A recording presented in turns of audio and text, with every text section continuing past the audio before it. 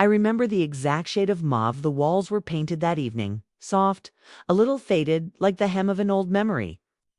My grandson, Jason, had invited everyone over to celebrate his engagement. It was supposed to be a joyful occasion, filled with laughter and speeches and the kind of easy warmth that used to wrap itself around our family like a quilt.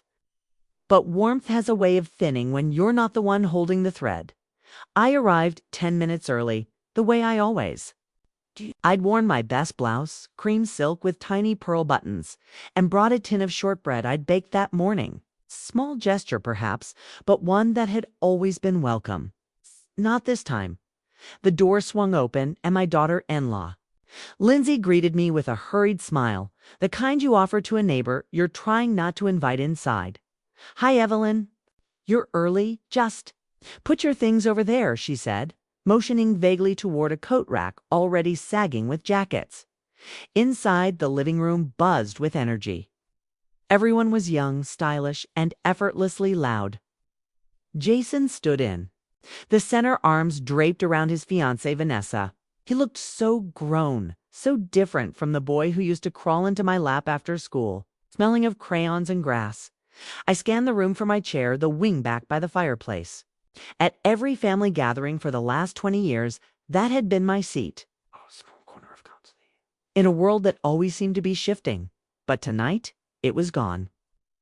In its place stood a collapsible metal stool near the hallway, wedged between the coat closet and a side table stacked with appetizers.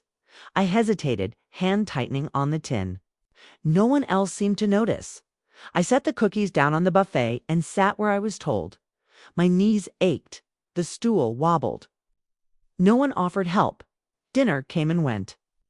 Toasts were made to love, to the future, to Jason's brilliant new job, and Vanessa's sparkling charm. My name was never spoken. I clapped when others clapped, smiled when others smiled. The shortbread remained unopened.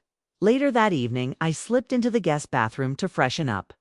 On my way back to the hallway stool, I passed the kitchen. Just as Jason leaned toward Vanessa and chuckled. "She just talks too much. Old people should stay quiet." They didn't know I was there. It was said like a joke offhand, forgettable, but it lodged itself in my chest like a shard of ice. I stood frozen behind the doorway, one hand clutching the wallpaper for balance. I didn't say anything, didn't let them know I'd heard. I simply returned to my stool and waited until it felt appropriate to leave. I hugged Jason goodbye. He squeezed my shoulder and said, "Love you, Grandma." I smiled and whispered, "You too, sweetheart." The ride home was quiet. I didn't turn on the radio.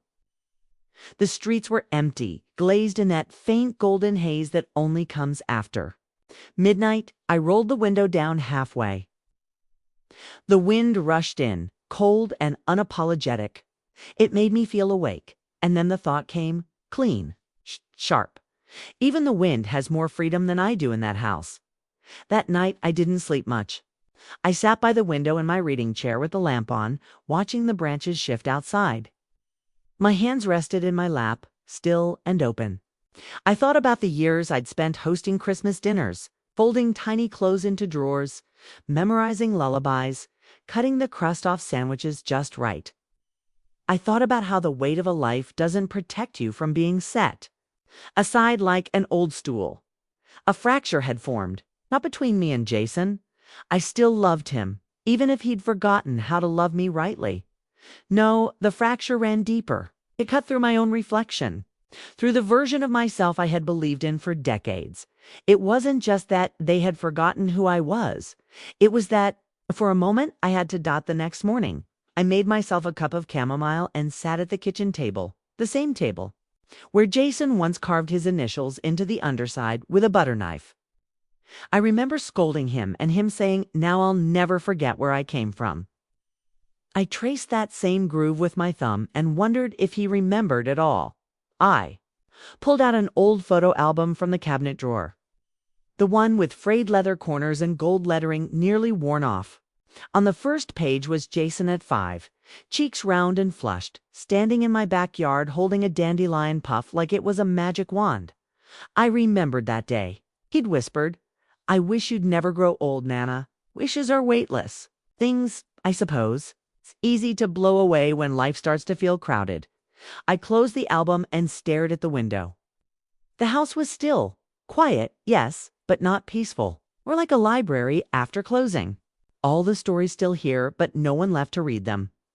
I needed to hear a voice that remembered who I used to be, so I picked up the phone and dialed Doris, my old friend from the school where we both taught. I hadn't called her in almost a year. She answered on the second ring. "Evelyn," she said, surprised. "Goodness, it's been a while." I just needed to talk," I replied, my throat tightening. There was no rush in her silence. "Then let's do something about that," she said gently. "Come for tea on Thursday." It wasn't a solution, but it was something, a beginning. Maybe that Thursday I took longer getting ready than I had in months. I brushed out my silver hair and tied it back with the burgundy ribbon Frank once said made me look like I was going dancing. I didn't know what I was preparing for, only that something had stirred. Not rage, not sadness, something quieter. A kind of resistance, a refusal to disappear. And that was the moment the fracture truly formed, not just between me and them, but between the life I had accepted and the one I would now begin reclaiming. After the engagement party, I convinced myself I was being too sensitive, that maybe I'd misunderstood Jason's comment, that maybe it had been a long day and people just forgot their manners. It happens. I decided to be proactive to stay involved. I sent Vanessa a message 2 days later, offering to help with wedding invitations or centerpieces. I had some antique lace doilies I'd saved from my own wedding, plus a few tricks from years of classroom crafting. I attached a photo of them along with a little heart emoji, something I'd never used before, but saw others use all the time. No reply. Not that day, not the next. A week passed. Then, finally, "Thanks, Evelyn. We'll let you know if we need anything." That was it. Not unkind, but final. Like a door gently closed with the latch still clicking into place. I sent Jason a few pictures I found in an old shoebox. Him in a paper crown on his 5th birthday, frosting on his chin. Him sitting on Frank's shoulders during a parade, waving a tiny flag. I wrote, "Thought these might make you smile. I still remember the way you used to believe every balloon could lift you off the ground." He hearted the message, then didn't say anything else. I stayed quiet for a while. After that, sometimes, silence is a mercy we offer ourselves when we're tired of performing joy for people who've stopped clapping. Weeks went by. One sunny Saturday, I was watering the geraniums on the porch when my neighbor, Sheila, waved at me across the hedge. "Didn't see you at Jason's barbecue," she called. "Looked like quite the party." I blinked. "Barbecue?" She tilted her head. "Oh, yes." Lindsay posted pictures, whole backyard decked out. Looked beautiful. I thought, maybe you were out of town. I wasn't out of town. I was here, home. I'd even baked banana bread that morning and thought, for a flicker of a moment, about dropping by Jason's house just in case. I didn't. I stayed home. And now I knew why it had felt so quiet. That evening, I called.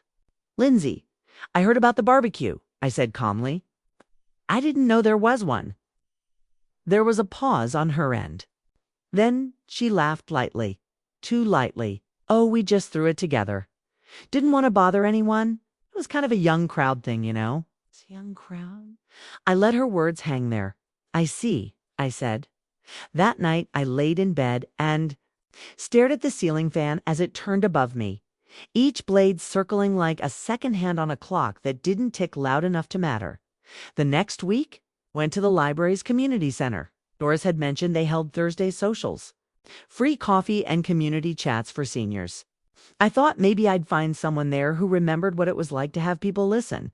The room smelled like instant coffee and floor polish. A few folding chairs circled a tray of pastries that looked like they'd been out since Monday. The women there were kind, but their conversations orbited around tablets. Doctor visits, grandchildren who didn't call.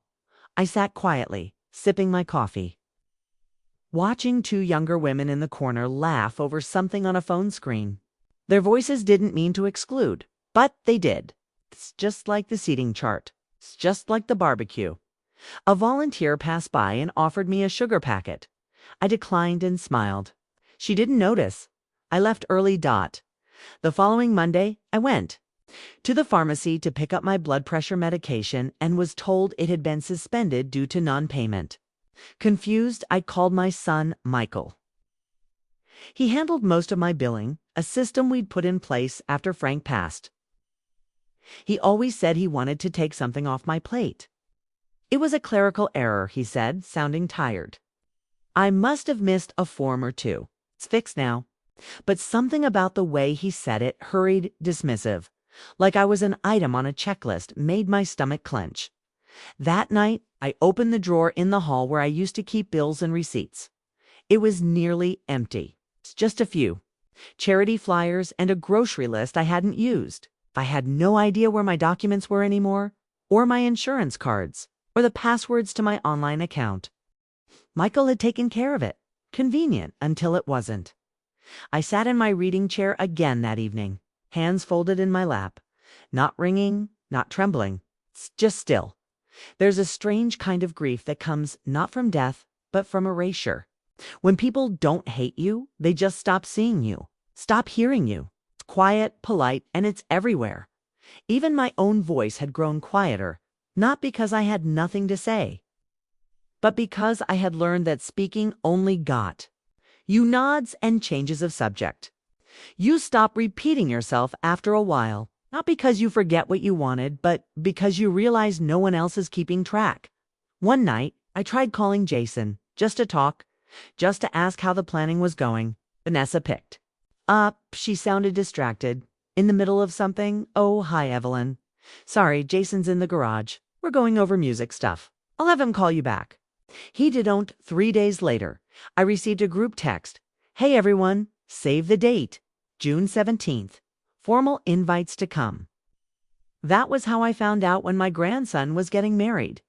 No personal call, no message. No update.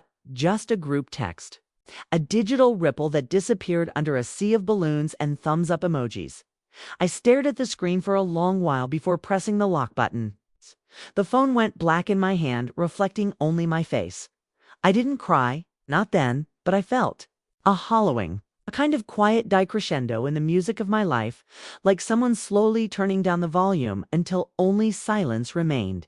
And somewhere, deep in that stillness, a voice small but steady began to whisper back. I woke early that morning before the sun had climbed all the way over the trees. The house was quiet, as it always was now. Just the ticking of the kitchen clock and the distant hum of the refrigerator.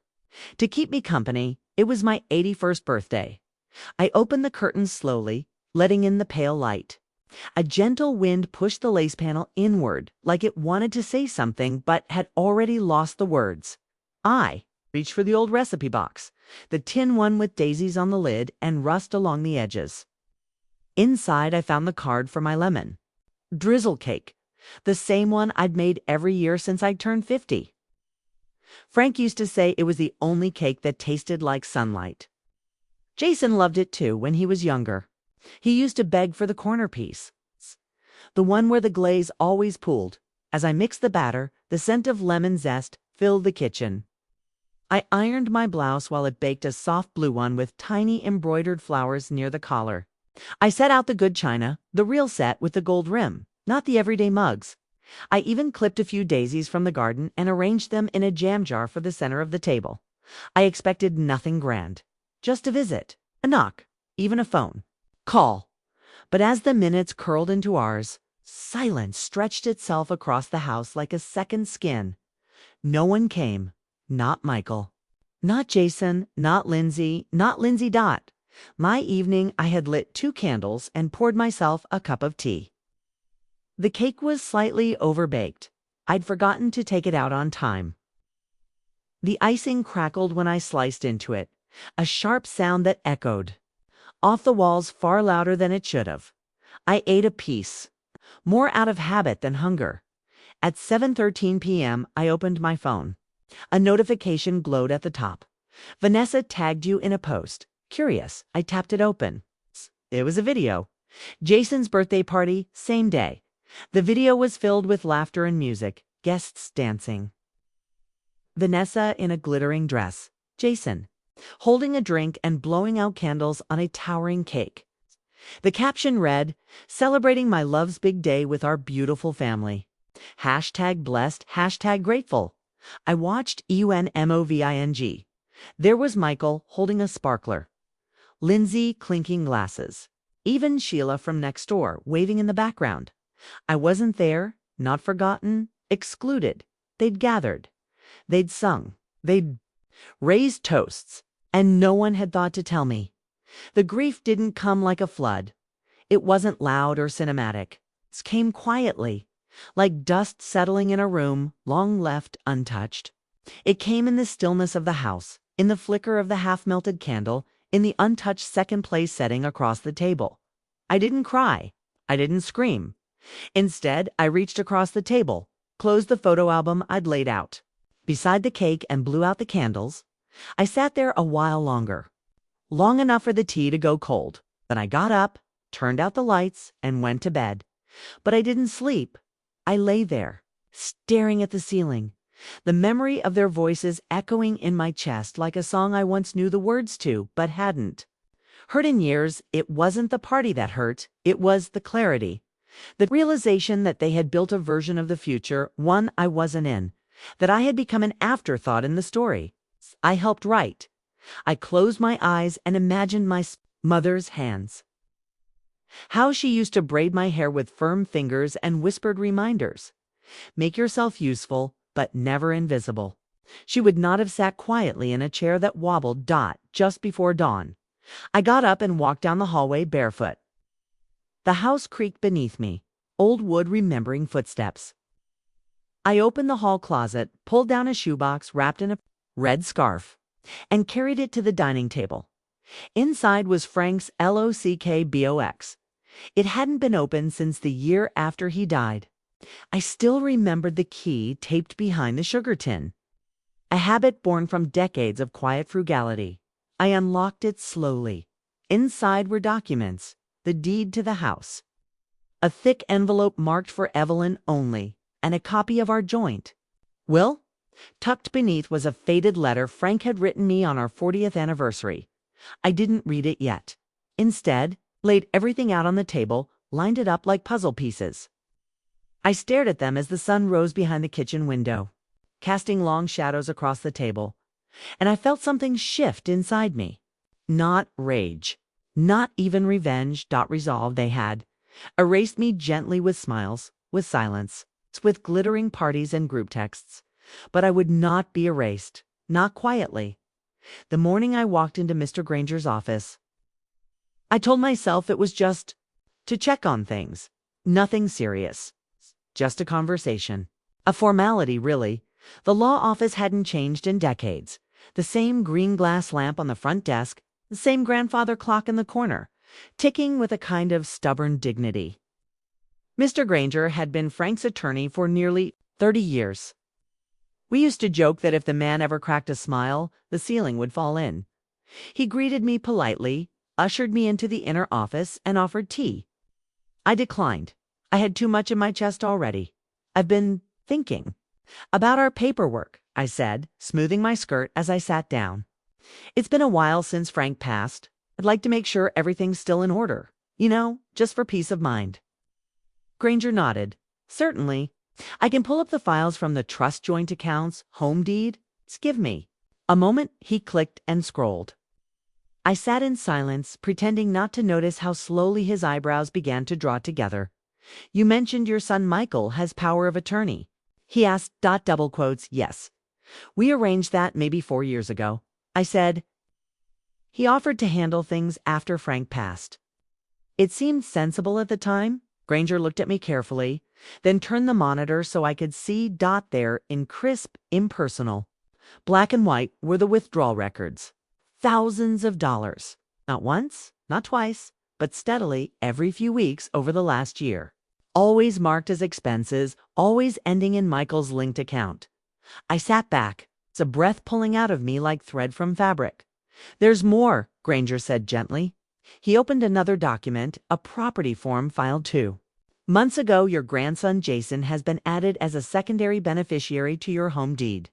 It was submitted under the existing power of attorney. My house, the one Frank and I built from scratch, the one with the front steps he poured by hand, where we buried the time capsule in the garden where Jason took his first steps. Now, legally speaking, it belonged to a future I hadn't agreed to. Was I notified? I asked. Granger shook his head. He had the authority, but ethically that's murky. I stared at the page. Jason's name looked so foreign there, typed beside. Mine. I remembered the soft way he used to say Nana when he wanted to stay up past bedtime. The tiny hand that used to fit in mine, the crayon drawings I'd kept folded in my recipe books. Now, those same hands had signed documents that removed me from my own narrative. I didn't cry. Not yet. Something inside me was beyond crying. Is it reversible? I asked. It can be, Granger said. We'd need to revoke the power of attorney, possibly issue a cease and desist if assets are still being moved. You have options. Options. That word felt like a warm coat laid gently over my shoulders. I nodded slowly, like I was listening to a piece of music I didn't yet know the lyrics. 2. Can we start today? Yes, he said. We'll begin by drafting the revocation form. I'll notarize it here. After that, I'll help you move all financial assets into a protected trust with you as the sole signatory. What about the deed? We can file an amendment with the county records. It will take a few weeks, but we'll make it right. I thanked him, signed the documents with hands steadier than I expected, and took the envelope of copies. Home in my purse. The ride home was quiet. I didn't turn on the radio. I liked the hum of the tires. It sounded like something unfolding, something shifting that evening. I lit the lamp in my bedroom and pulled Frank's old journal from the cedar chest at the foot of the bed. The leather had grown brittle the edges, the pages soft from age. He had written in it sporadically, usually on quiet mornings or difficult anniversaries. I flipped through until I found an entry from the year Jason was born. Evelyn held him like he was made of glass, but her eyes burned like fire. I think she already knew this boy would hold her heart and maybe one day break it. But love never fears being broken. It fears being forgotten. Another page, just a line, written in darker ink. Our silence is our deepest power, if we know when to break it. I closed the journal and held it to my chest. They thought I didn't know. They thought, I wouldn't check. They thought I was just an old woman with fading memories and nothing left to protect. But they were wrong. I didn't sleep that night.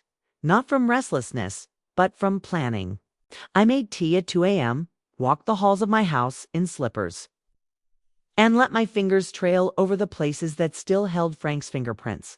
The banister, the kitchen drawer that stuck slightly to the left, the coat hook he mounted to. This wasn't just my home, it was my history, and no one, not my son, not my grandson, not even polite indifference, would steal it away.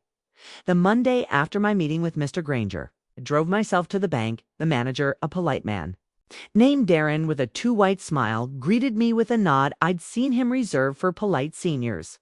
But when I laid the folder of legal documents in front of him, the revocation of power of attorney, the notarized trust forms, the authorization to freeze specific transfers, his tone changed. We'll need a few hours to process everything, he said, gently tapping his keyboard. But this is clear. These accounts are yours, and moving forward, only yours. I thanked him without smiling. Gratitude isn't owed for returning what was never theirs to take. Next was the county records office. The line was long. I waited with my hands folded over my purse, the same way I used to wait outside Jason's kindergarten room when he was learning to tie his shoes.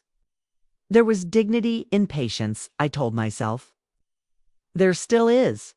When it was my turn, I slid the revised deed across the counter. I need to amend this, I said. The woman took it, checked the forms, nodded. Would you like to add a beneficiary? She asked. No, I said. I'd like to remove one. She didn't ask questions.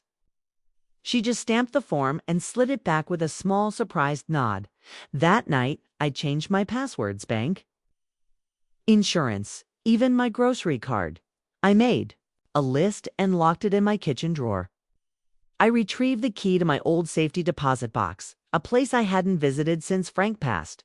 Inside, I found old bonds, a string of pearls from my mother, and a photo of Frank holding Jason at Precisa. 6 months old, I kept the pearls, left the photo. Something inside me was being rewritten, not out of bitterness, but because the story I'd been part of no longer remembered my chapters. On Thursday, I returned to the library's community center, not for coffee this time, but for something called Pages of Her, a quiet writing circle for women over 60. I sat at the end of the table, unsure at first. They passed out notebooks. Blank pages always made me nervous. I used to tell my students that starting was the bravest part of writing. So I began. My name is Evelyn Clark. I am 81 years old, and I am not done yet. I didn't write about revenge. I didn't even write about grief.